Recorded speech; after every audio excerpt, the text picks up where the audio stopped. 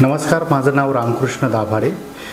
मी पुण्याचा आहे आणि मला इथे फ्युचर एक्स प्रोजेक्टसाठी मी पेपरामध्ये ॲड बघितली की त्यांचं झिरो टॅक्स, झिरो GST आणि या सगळ्या गोष्टींची बचत आहे आणि त्यांची ऑफर चालू आहे रुंगटा ग्रुपची.